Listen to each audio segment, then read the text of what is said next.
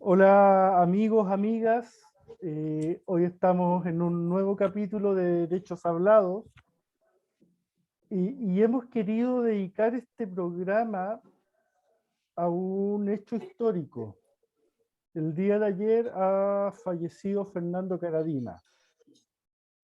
Fernando Karadima es no solo en Chile, sino que a nivel mundial representa la esencia del abuso sexual eclesiástico, el poder de un abusador, y representa también el poder del encubrimiento desde la Iglesia y desde instituciones del Estado. Y para esta ocasión he querido invitar a una querida amiga, Silvana Borges.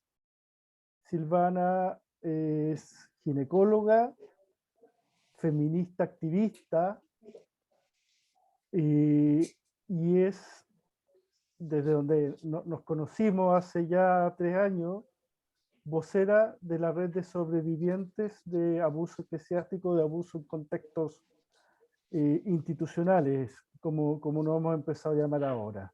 Hola Silvana, ¿cómo estás, amiga? Hola Helmut, querido. Gracias por la invitación, primero que nada. Desde la contingencia actual, me dispongo a tener una conversación con altura de mira, donde no solamente podamos hablar de quién es Karadima y lo que significa para Chile, sino también profundizar un poco más en toda la estructura que ha permitido que los abusos sexuales de niños, niñas y adolescentes sigan impunes a nivel internacional. Sí. Y no solo en los contextos institucionales, por supuesto. Y te agradezco la invitación. Yo creo que podemos aportar al país como ha sido siempre nuestros 3 años de trabajo. Por supuesto, entre los 3 años de trabajo que han sido difíciles, donde muchas veces nos ha costado levantarnos. Anoche sin duda muchos y muchas estuvimos removidos por la noticia, porque como dijo hoy día Óscar Contardo, Karadima no ha muerto. Y quisiera partir hablando sobre esa pura frase, parafraseándolo. Creo que su poder, tanto sustentado por lo económico y por la portada que hoy día vemos en el Mercurio, nos hace totalmente sentido a las palabras de Óscar Contardo, un gran investigador de la Iglesia Católica, junto con muchos otros a cuales podríamos hacer grandes alusiones, y también a nivel internacional. Yo cuando decidí invitarte, Silvana, a esta conversación, hubo algo que se me vino a la cabeza, que es algo que hemos conversado varias veces. Yo reconozco en Silvana que es una de las personas que más ha estudiado en Chile el tema del abuso sexual, citando libros casi como versículo tanto. Con una facilidad qué bueno cambiar eso. Sí. Y me acuerdo anoche, en un momento cuando conversamos los dos para ponernos de acuerdo, tú me comentaste que te habían contado que ayer habían hecho sonar las campanas en la iglesia del Bosque.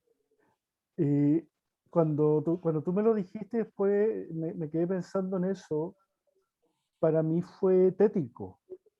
Tétrico saber de que aún suenan las campanas por un abusador.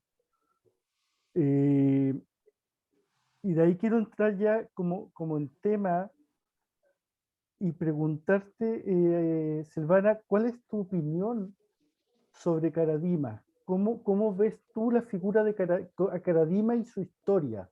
¿Qué representa él?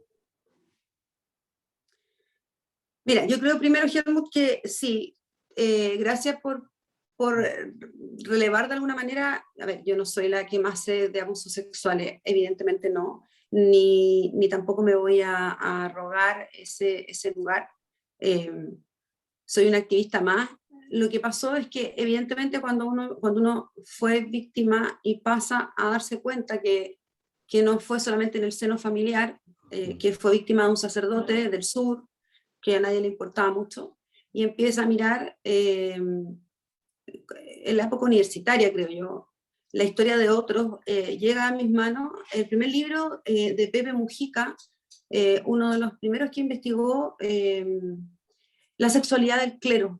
Y, Mm, y luego de leer eso, empecé a devorarme todo lo que había sobre abuso sexual, que no era tanto en contexto eclesiástico, pero que tenía que ver justamente con entender. Yo quería entender que, que había algo en la estructura, pero quería entender también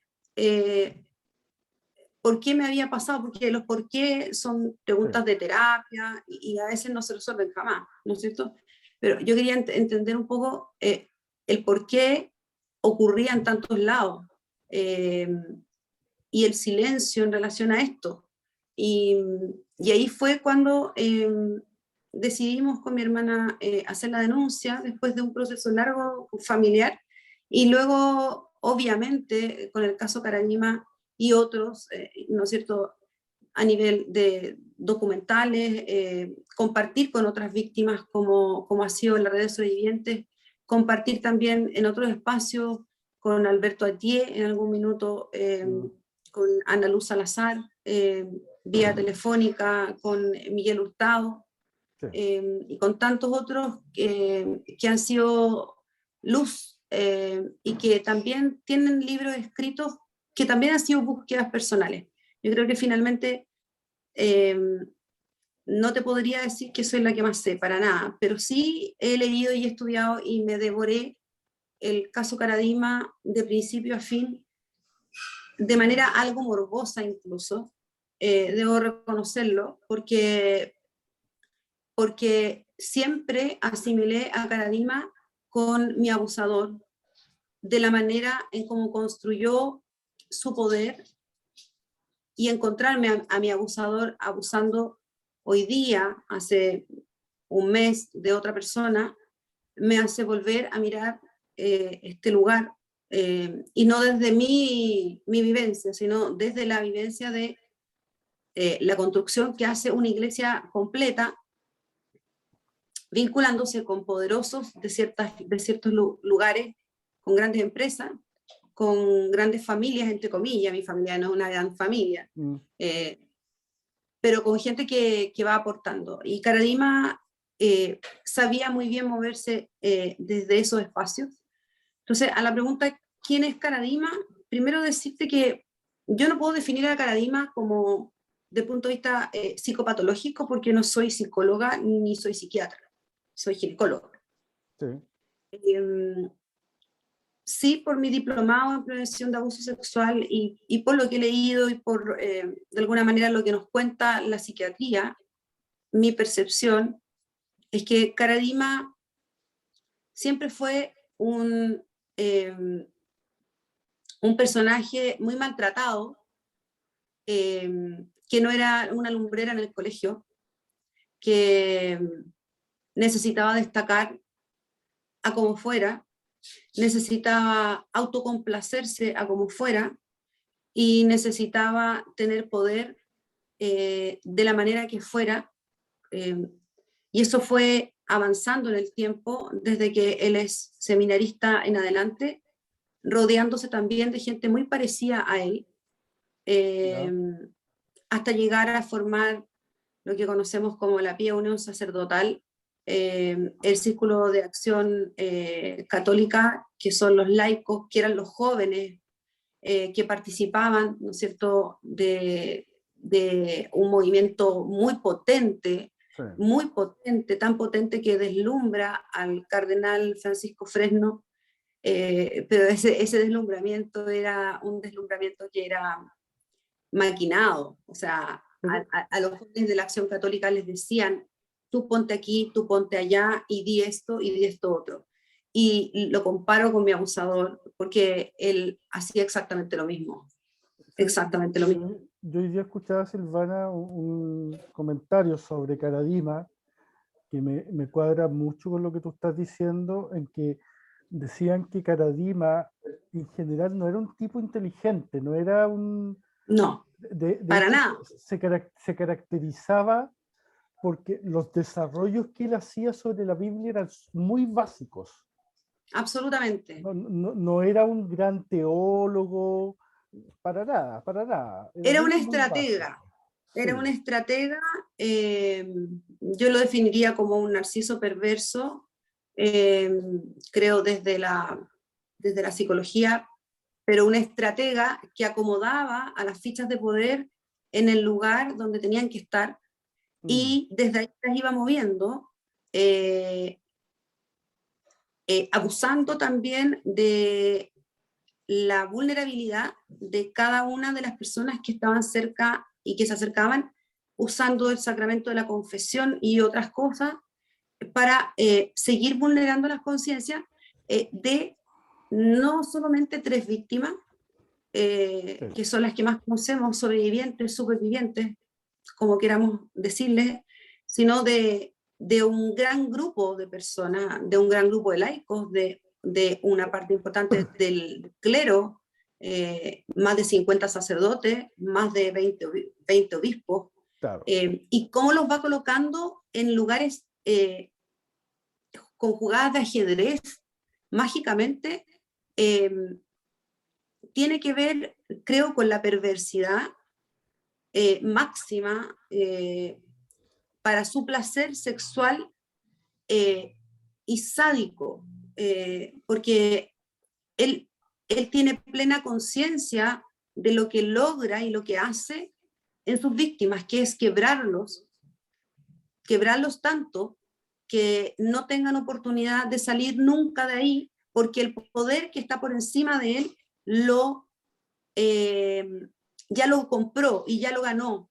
Y ese nombre que tiene en la época de la dictadura, donde había un conservadurismo por un lado Sí, y una teología de la liberación por el otro, era un lugar muy polarizado. Y al estar tan polarizado, él va comprando silencios de ciertas familias poderosas y no solo de las familias, sino que también de las víctimas y de sus familias y haciendo lo que hacen todos los depredadores sexuales y de abuso de poder, es aislándolos de sus ahora familias. tú tocaste un tema muy, muy importante para entender el contexto de Karadima cuando hablaste de esta iglesia conservadora, que es la iglesia representada en el bosque, y por otro lado, esta iglesia ligada a la teología de la liberación, que tiene que ver con la otra vertiente, y las dos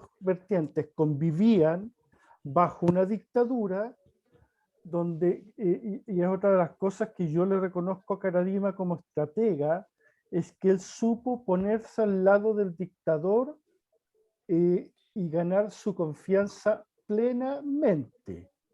O Y al sea, revés, y al revés.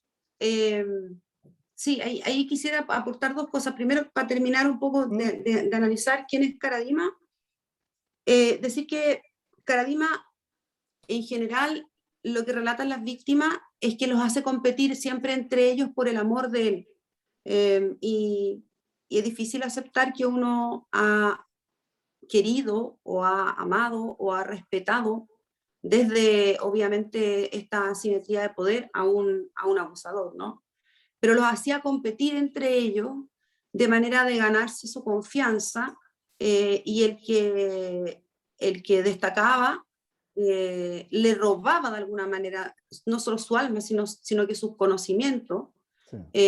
y lo levantaba eh, de manera perversa, Mm. eh, nombrándolo secretario, etc. Y ahí hay algo súper importante de lo que tú dices en la relación con Pinochet, que tiene que ver con que eh, el cardenal, ¿no es cierto?, antes de Juan Francisco Fresno, era un cardenal que evidentemente luchó contra la dictadura Sí. eh, y que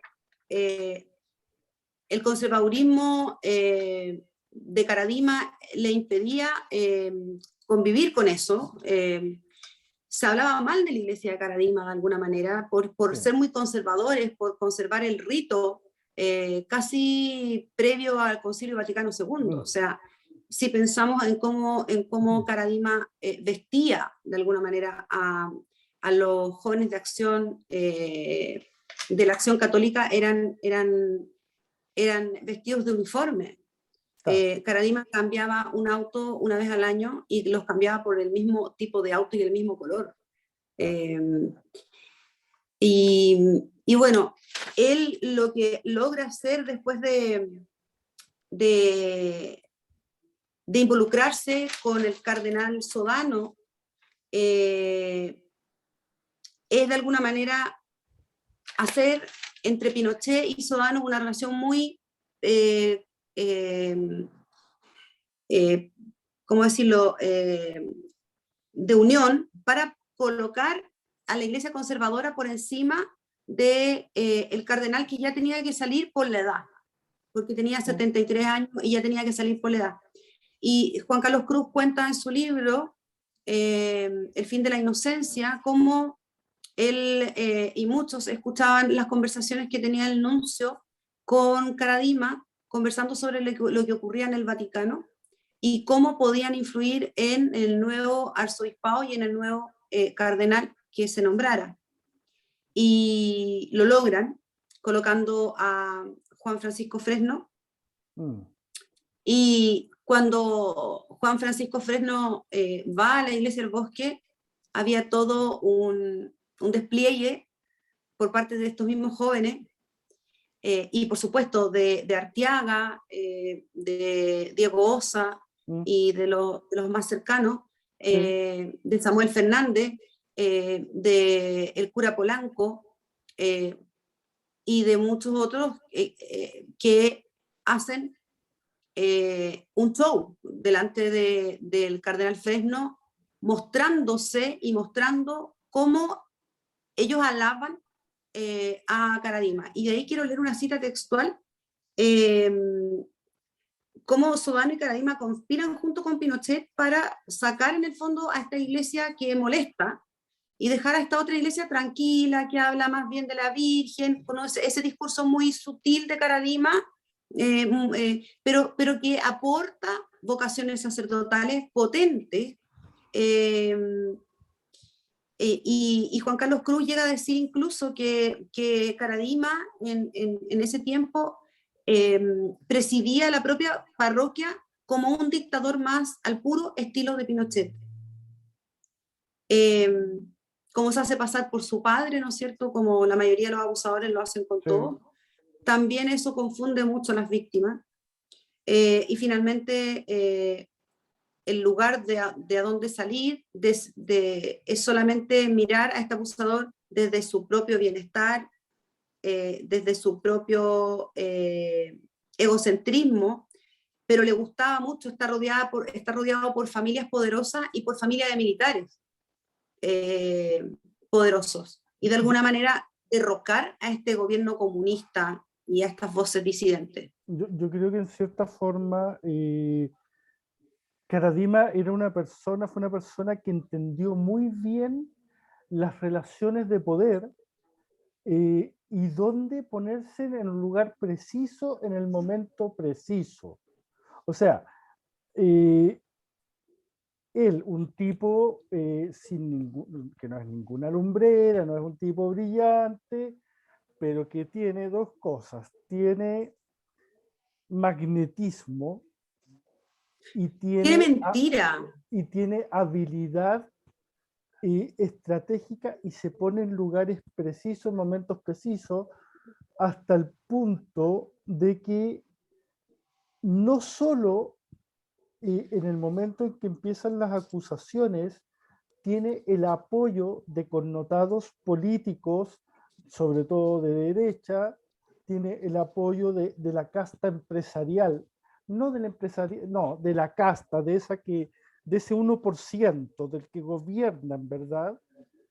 Sino que hasta el día de hoy, hoy que ya nadie duda de las depravaciones de Caradima, ninguno de ellos ha sido capaz de pararse frente al país y decir, me equivoqué, cometí un error, pido perdón. No, Es que, sabiendo todo, prefieren guardar silencio.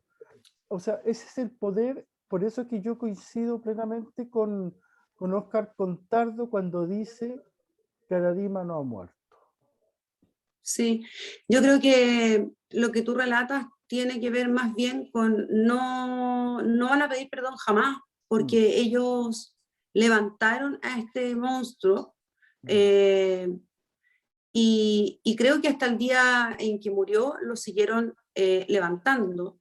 sí, También ayer vimos, por lo menos yo vi mucha descalificación a las víctimas, y fíjate que no era como otras veces en relación a lo que uno opina desde el punto de vista político o no, mm, eran descalificaciones realmente destempladas de fanáticos religiosos.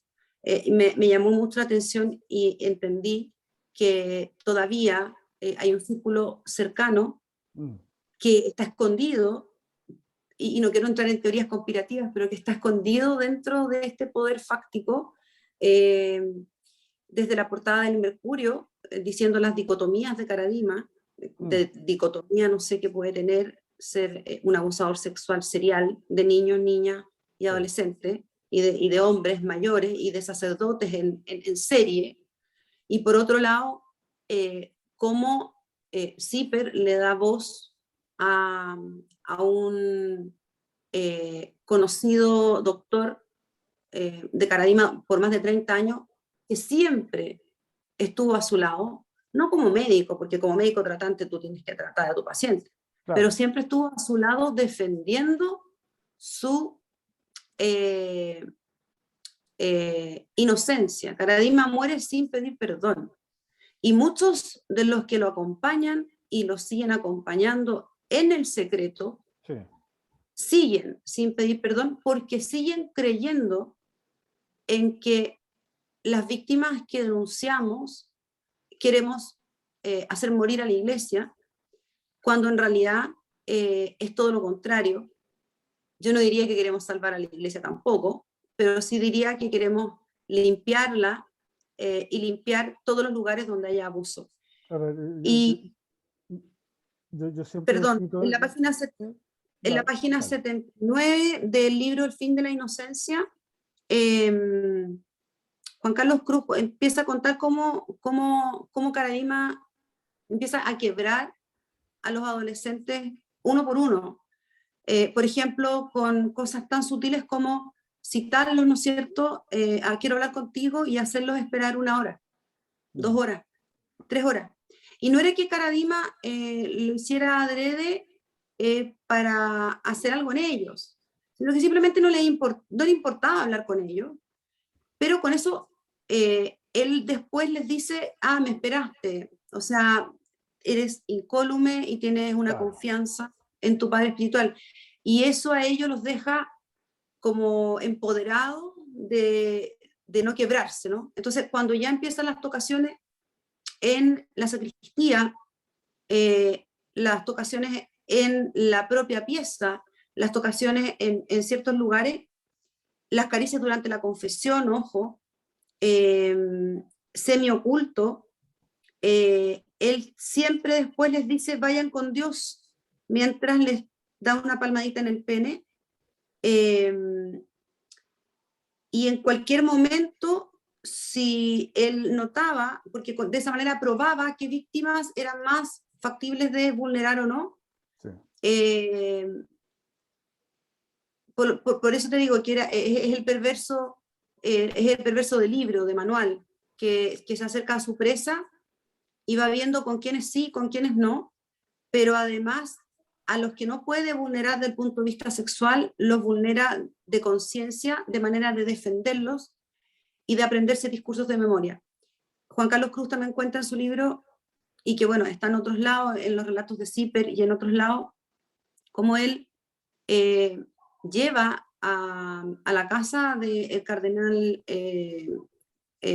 Juan Francisco Fresno a 7 personajes elegidos, entre ellos Juan Carlos Cruz, y cómo los hace hablar un texto aprendido que Arteaga y otros se encargan de decirles. Y lo quiero leer textual. No sé si me das permiso. Sí, Silvana. Porque tiene que ver mucho con lo que él hace con la iglesia chilena, ¿no es cierto? Primero, el arzobispo y luego cardenal Fresno demostró un particular interés por uno de los seminaristas de Caradima, Juan Barro, a punto de ser ordenado sacerdote. Se supone que cerca de los cardenales no se podían tener asistentes que no fueran sacerdotes, pero nombra asistente a Barros, siendo que todavía no era ordenado sacerdote. Luego de esta designación, rápidamente sucedieron Andrés Arteaga, que era un fiel seguidor de Caradima desde niño, desde muy niño, y probablemente quizás una de sus primeras víctimas, nunca lo sabremos. Correcto. No me extrañaría, que era muy inteligente y sagaz, y Rodrigo Polanco, otro incondicional a Caradima, quedó entre los sacerdotes que formaban seminaristas durante el primer año, afines a Caradima. Entonces Caradima repite una y otra vez: quiero ver arder el bosque en los 4 costados de la iglesia de Chile, nos decía orgullosos. Ahí también tiene que ver la relación que hace Zipper y otros libros donde nos cuenta cómo la comunidad de los bosques se extendía mucho más allá de la iglesia del bosque, sino que realmente Caradima era capaz de ir con 5 o 6 personas, algunos ingenieros, gente adulta que en base a manipulación, tu familia es mala, etcétera, son ingenieros, pero que se van a vivir al bosque, a cuidar a Caradima, a cuidar la plata a Caradima y hacen negocios, y logran llegar a comprar 6 edificios en cada esquina de cada cuadra cercana al bosque. O sea, esto de hacer arder la iglesia por los 4 costados también dentro de la misma comuna tenía sentido. O sea, él quería observar y mirar cada paso de la gente, porque era la única manera de tapar los abusos que habían llegado ya a manos de alguien que los tapó, y llegan a manos de Escudero en el año 2003. Recién en el año 2006 James Hamilton se acerca, sí. Y luego un poquito antes, sin saber, José Andrés Murillo, con una carta que el mismo Esati en ese momento reconoce como una carta que es verídica. Pero lo que te quería leer, y me fui de la idea, era que Caradima los convoca a que vayan a ver al cardenal Juan Francisco Fresno, ¿no es cierto?, cuando iba a asumir la arquidiócesis de Santiago, y van Juan Barros, que organiza la visita, también va Juan Carlos Cruz, y era la forma de Caradima de exhibir el talento que él había cultivado bajo su alero, que los muchachos anhelaban ser cosechados. O sea, aquí te tengo mi cosecha de jóvenes bonitos, jovencitos, muy bien educados, del Colegio Verbo Divino, todos blancos, representantes de los valores que Caradima, casi como un supremacista ario, le parecían correctos.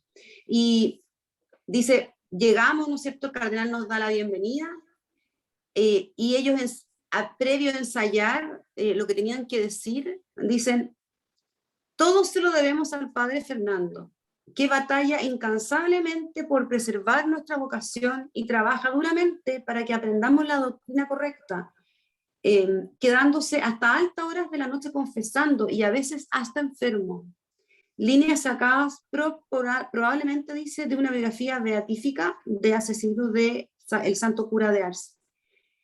El padre Caradima se queda despierto hasta altas horas de la noche para orar con nosotros, y se despierta temprano en la mañana, y el cardenal queda dichoso de oír esto, ¿no es cierto?, y presentarlo como el santito que era, cuando lo que hacía en realidad era horas infernales y tardías de abuso psicológico y sexual en la pieza mientras dormía. Cuando leí esto por primera vez hace muchos años, y hoy día al volver a revisarlo, me revuelve el estómago. y recuerdo cómo estas sectas funcionan. Y me acuerdo de Jorge Baeza diciendo que él oraba hasta altas horas de la noche, que no dormía por rezar toda la noche, y de las noches en que se acostó en mi cama, nunca jamás lo vi rezar.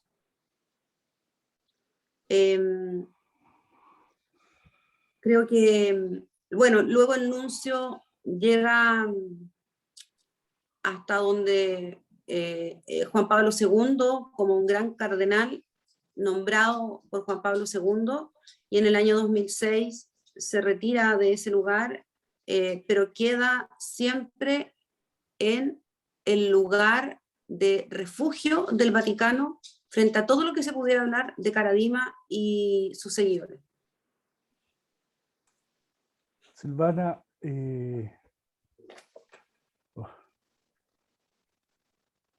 a ver, tú nos has hecho una descripción muy clara de lo que ha sido la historia de Fernando Karadima y de cómo marca él a una de las instituciones, nos guste o no, más importantes de la historia de Chile.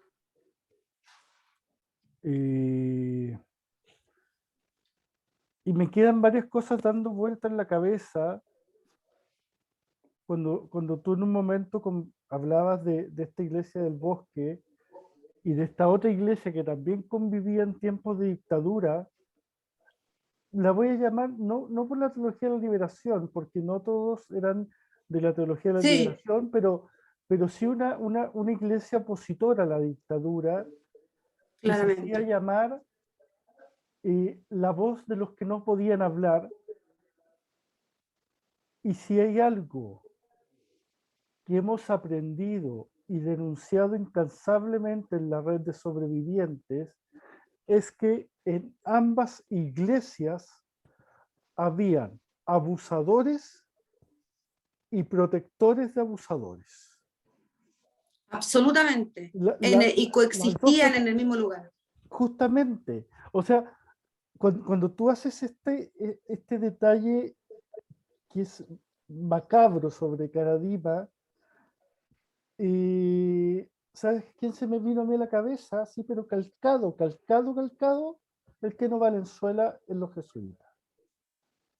Creo que replican el mismo modo O sea, operandi, absolutamente. desde la, Depredadores sexuales seriales. desde la caída del Queno, nunca más la congregación de los jesuitas ha logrado tener la cantidad de curas que logró con el Queno.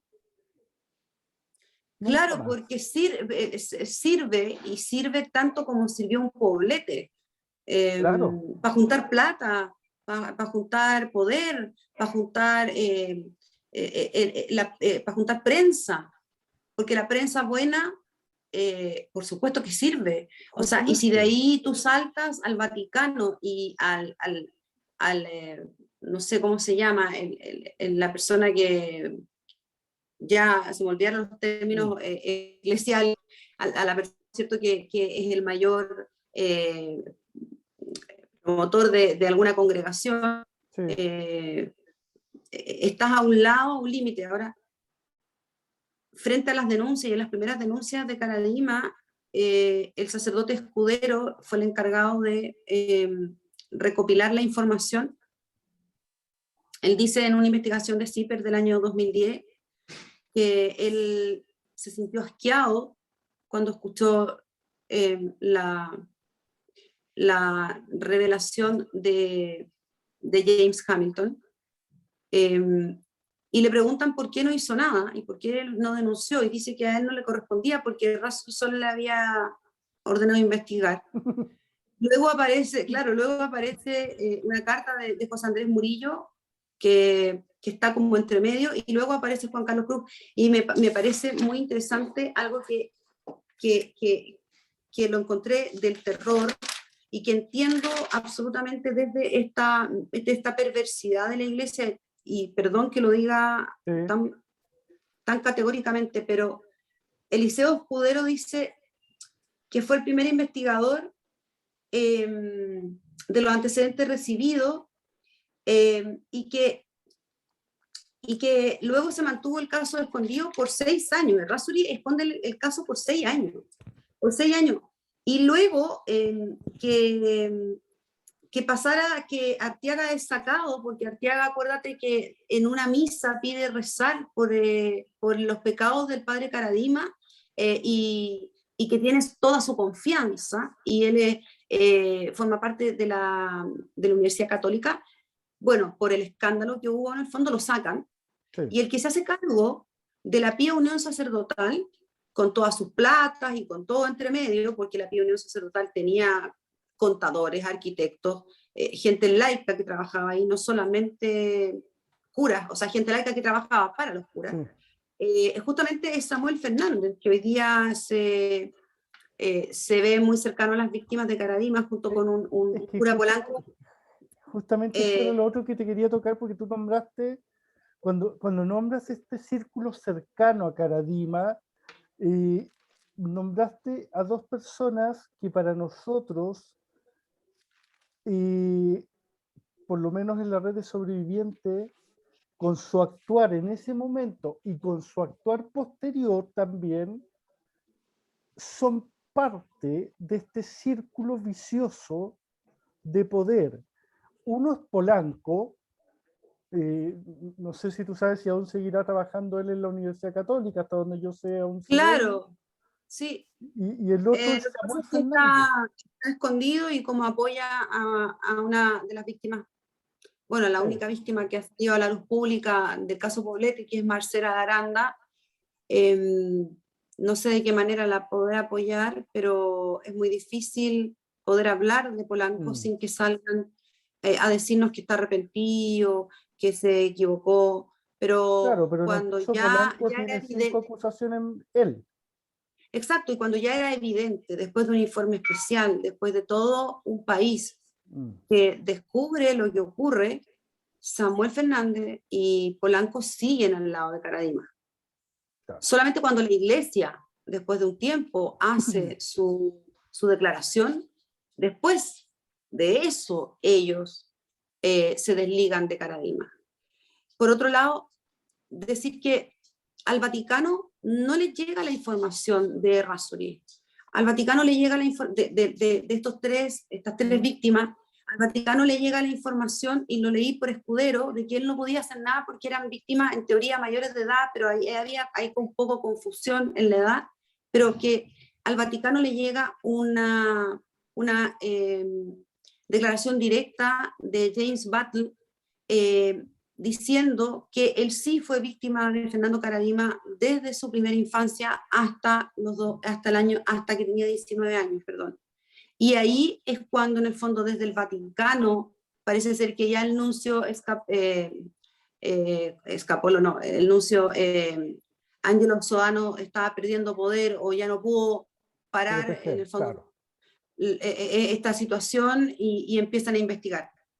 Y en el año 2006 llega Hamilton donde Escudero, y no nos olvidemos que el reconocimiento a la ex esposa de James Hamilton, que fue una mujer, justamente la que va primero a hablar con Escudero, y Escudero le dice, te creo, etcétera, pero tiene que venir James Hamilton a hablar conmigo, y de eso pasan 2 años, mientras Errázuriz ya tenía la información. Ahora, Escudero entrega el informe y se va al día siguiente y recibe a los 3 denunciantes, y él dice que no tiene culpa en nada, y dice textual, esto sacado de Los secretos del Imperio Caradima, que es como el compendio de Zipper, donde habla principalmente de lo que no se sabe. Sí. De las 3 víctimas que han contado ellos, sino que todo el resto de la maquinaria encubridora, ¿no? Y dice, mi sorpresa fue cuando me enteré que el cardenal Errázuriz no le mencionó a Caradima las acusaciones que habían en su contra, cuando él mismo le había encargado la investigación. Sí. Solo le dijo solo le dice él a Escudero que le había pedido que renunciara al bosque porque ya había hecho mucho con el bosque y debía cuidarse. O sea, Errázuriz bajándole el perfil a todo, pero además no queriéndose enemistarse con Karadima, porque sabía que enemistarse con Karadima era perder poder, Ahí como fuera. hay un tema que tú tocas, Silvana, que a mí me gustaría explicarlo bien para la gente que nos está viendo, que nos está escuchando, que es este juego perverso que hace la Iglesia Católica con los temas de las mayorías de edad. La Iglesia Católica define que cualquier abuso sexual después de la mayoría de edad no es abuso sexual. ¿Por qué? Porque es mayoría de edad. Ellos no definen en ninguna parte de la justicia canónica que hay que el abuso sexual no tiene que ver, no tiene una relación con la edad en que se es abusado, tiene una relación con la situación de poder en que se encuentra la víctima con respecto a su abusador. Ese es el problema.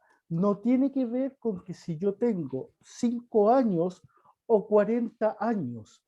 Es abuso igual, de la misma forma, y sobre todo cuando la manipulación tiene que ver con los espacios de poder de las creencias, es mucho más fuerte porque son creencias que están asentadas en cada uno de nosotros de una forma casi genética. El casi es porque no es genético, no es genético, pero lo digo así como para entender que son o sea, nosotros nacemos y nos dicen Dios existe. De ahí no cuestionaste más, ya está. Sí, y el bautismo y el pecado de Eva, he O visto. sea, yo me acuerdo que yo lo he comentado muchas veces, cuando me tocó vivir la situación de abuso, que yo lo primero que pensaba en mi cabeza es que la persona que me está tocando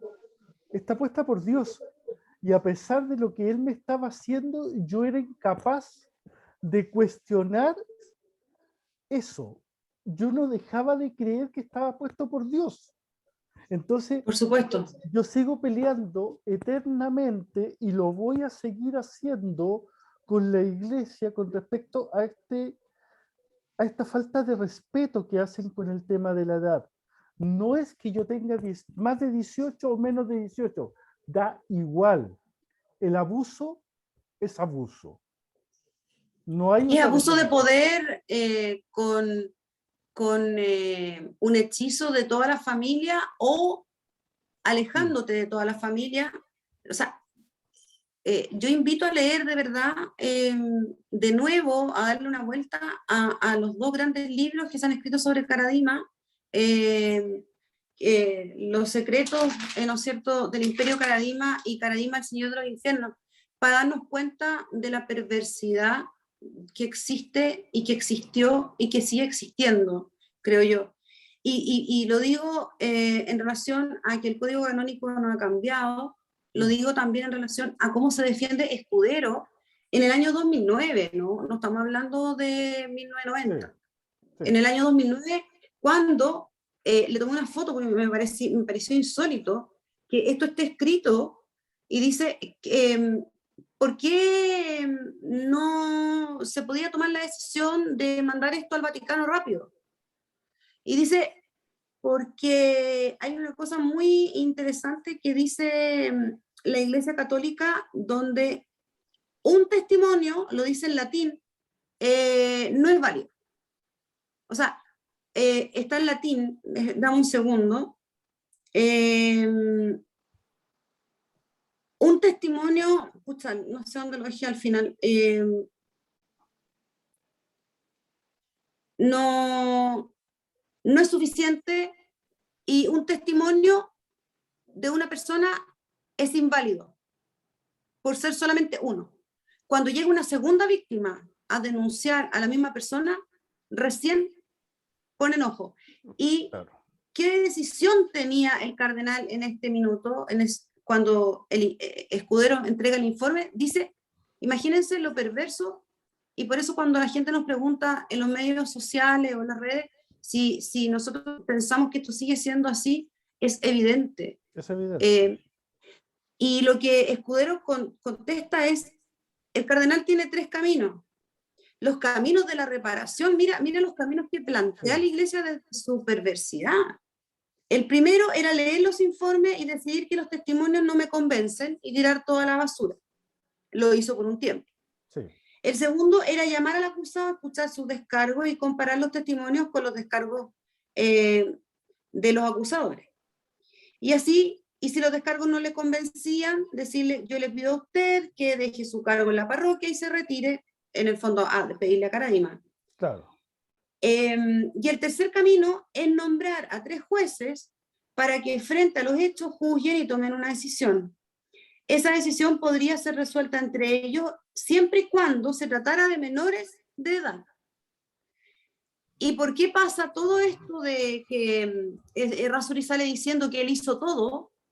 Fue justamente porque, según él, esto no tenía que ver con menores de edad, cuando las 3 víctimas sí han demostrado que eran menores de edad cuando partieron los abusos, que ojo, el abuso sexoafectivo no necesariamente implica una relación penetrativa o algo más, también implica tocaciones y besos de características sexualizados, porque nadie se da un beso en la boca con lengua pensando que no es un gesto sexual, Justamente. es sexo afectivo. Justamente. La Iglesia no entiende que eso también es sexo afectivo. Entonces, el que logra llegar, como te decía, con la verdad de que han habido muchos abusos escondidos detrás, es Fernando Battle, quien declara que fue abusado sexualmente y torturado psicológicamente durante toda su preadolescencia por el sacerdote Fernando Karadima, y con eso el caso Karadima llega al Vaticano. O sea, si hubiera sido por Escudero y por el resto de los promotores de justicia, sigue considerándose el santito y la reputación que él quería hacer, y que muchos de ellos, siendo víctimas también, nosotros, yo me pongo en el lugar de aquellas personas que estaban ahí al lado, como tú dices, si esto está en nombre de Dios, tú eras más pequeño cuando te abusaron, Helmut, entonces hay una manera diferente de verla frente a estas otras víctimas, porque pasa mucho tiempo. Yo fui abusada durante 5 años y como lo veía a los 20, no era igual que como lo veía a los 14. Pero es evidente que muchas veces caí en lo mismo que, o sea, caí en lo que el abusador quería que yo hiciera, que era hablar bien de él e impedir que cualquier persona que hablara mal de él se pudiera acercar y pudiera romper esta secta que él había construido muy bien. Y nos pone entonces en el lugar de poder justamente para lograr consolidar ese poder y seguir abusando de más infancia. Es que eso es lo que yo quería llegar, porque es más allá que la relación que hay con el abusador, es la relación que hay con un sistema de creencias. O sea, discúlpenme, pero cuando a mí me dicen de que existe un hombre, porque no una persona, es un hombre, que puede confesar tus pecados, lo que a mí me están diciendo hoy es que a una persona le están dando el poder de quitarte tus pecados. ¿De qué estamos hablando? O sea, la relación de poder que se establece en ese momento es horrenda. Pero cuando uno se mueve desde ese sistema de creencias, cree realmente que eso sucede. Lo que no se ve es la relación psicológica, que es vertical, que es abusiva totalmente. Y no estoy hablando ni siquiera de si llega a haber un abuso sexual. Estoy hablando de una relación de poder. Es lo íntimo de lo que uno cuenta ahí. O sea, uno tiene que casi que inventarse los niños algún pecado en la primera comunión. Inclusive desde esos puntos es cuando nace la perversión de decir que son pecados y no delitos. O sea, si es pecado, yo voy, lo confieso, me mandarán a hacer algunos rezos, alguna cosa, no sé, hace tantos años ya que no me confieso, me mandarán a hacer alguna cosa y deja de ser pecado, por lo tanto, para ellos deja de ser delito. Cuando tú describes todas estas situaciones se entregaron cartas, se entregaron acusaciones, no llegaban al Vaticano, ¿sabes lo que yo pensaba todo el rato? ¿Y quién pensó en entregar esta información donde en verdad se tenía que entregar? En la Nadie, justicia chilena. Nadie. nadie. Nadie. No era tema, porque lo que funciona es este sistema de creencias que es bastante tétrico. Y sabes que desde las redes laicales, y yo me atrevo a decirlo con mucho dolor, nos han Sí, apoyado, pero al mismo tiempo siempre nos piden, vayan a la iglesia y denuncien ahí, y se abre una comisión y otra. El 80% de nosotros, según la investigación de la Lorena Contreras y el doctor Mafioletti, sí, ha denunciado a la iglesia y no ha tenido justicia. sí. Investigaciones Y desde buenas mismo, investigaciones. desde Chile, ¿no es cierto? Que Mm, ayer fue premiada por ser una de las investigaciones más acuciosas. sí. Entonces, llama la atención ahora, en el rito de la confesión, yo quisiera detenerme un segundo. No quiero pasar a llevar a ningún católico con esto, pero sí quiero hacer una reflexión. Eh, Cuando vamos a misa, todos los Mm, domingos, está el rito del perdón. Está el rito del perdón, donde el sacerdote nos hace repetir 3 veces por mi culpa, por mi culpa, por mi gran culpa, y luego nos perdona con sus manitos a todos por los pecados cometidos durante la semana, me imagino 10 días, no sé cuánto tiempo abarcará los pecados, ¿eh? Pero ya, nos perdona. ¿Qué sentido tiene entonces si ya durante ese periodo hay un perdón? sí. Ojo, que ese perdón te permite comulgar.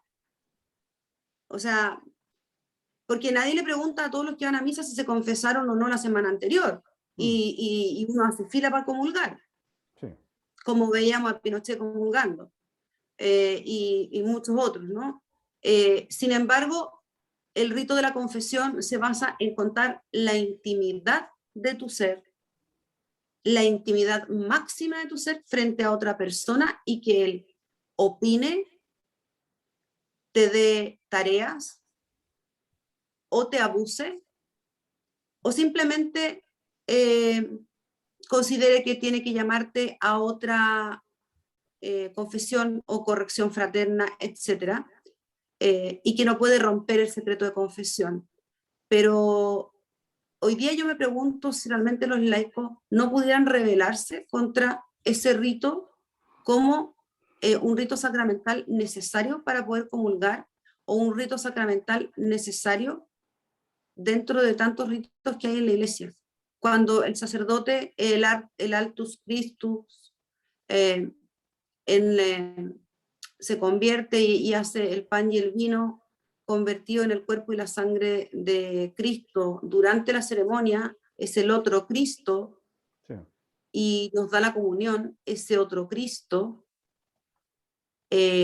sería, creo, para los laicos con criterio más que suficiente.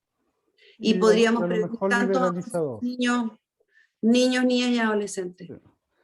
Querida amiga, yo quiero cerrar con unas palabras. Quiero, en primer lugar, reconocer a todos los sobrevivientes de abuso sexual, de abuso de poder y de abuso de conciencia por parte de Fernando Karadima. Quiero eh, saludarlos, abrazarlos. Hemos tenido un camino en conjunto, con diferencias y con acercamientos en distintos momentos. Pero yo no voy a olvidar una vez que la primera vez que conversé con José Andrés Murillo, yo le dije, el día que ustedes denunciaron, nos abrieron las puertas a muchos. Sé que habían algunos que ya venían hablando de antes, eso lo supe ahora, pero en verdad los Con que abrieron eco y sin eco. esta puerta fueron ellos, se los dije.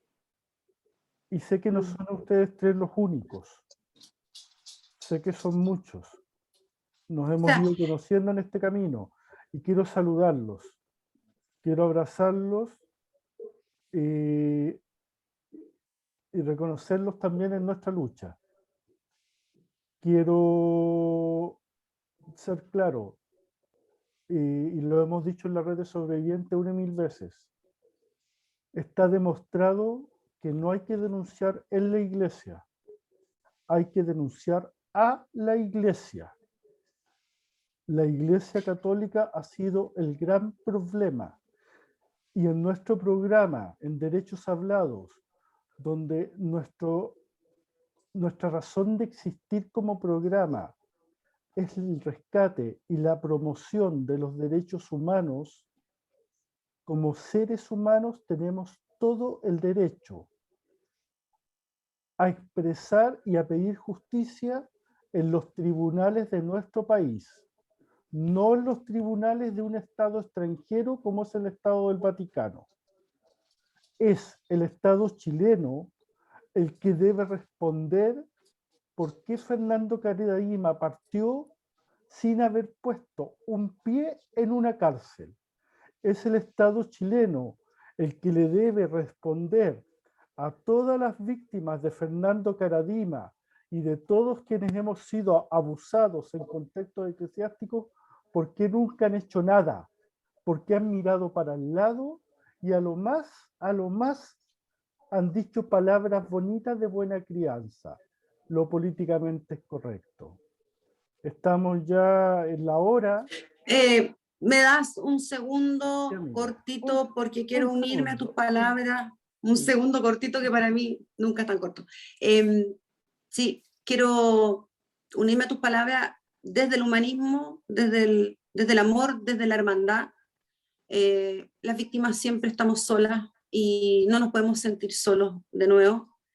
Creo que también hay que hacer un reconocimiento a todas las víctimas que quedaron en silencio, a las que no tuvieron la cobertura mediática ni los medios de salir en televisión y en el New York Times, a todos esos sacerdotes que Caradima les daba sopa rancia durante 3 días mientras él comía en la casa de los mates, a todos esos sacerdotes abusados de conciencia y de poder, a todos esos ex sacerdotes que hoy día están en soledad, a todos los laicos que se dieron cuenta y apoyaron, invitarlos también a ser parte de la lucha que no es de 3 personas y que es de un grupo mucho más grande del que quisiéramos.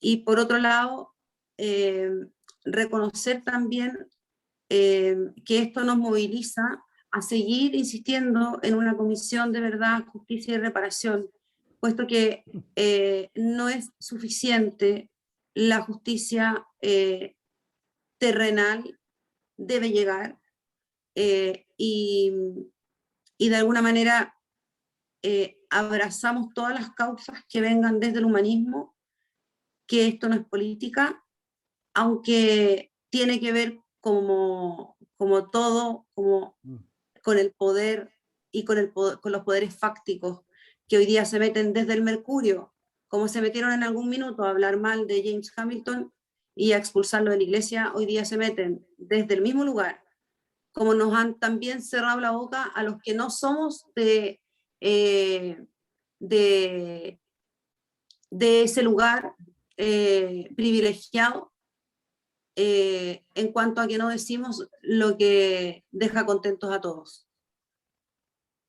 Te agradezco Amiga, la invitación. Y Un abrazo por COVID. Hace mucho tiempo que no nos hemos podido juntar, pero ya va a llegar el momento. Un fuerte abrazo. Gracias por haber estado con nosotros. Te quiero mucho. muy removidos todos. Y Sí. hasta ahí tenemos tiempo, pero seguimos luchando. Gracias, Un amiga. abrazo Un grande. abrazo. Gracias a ti y a todos los que nos escuchan.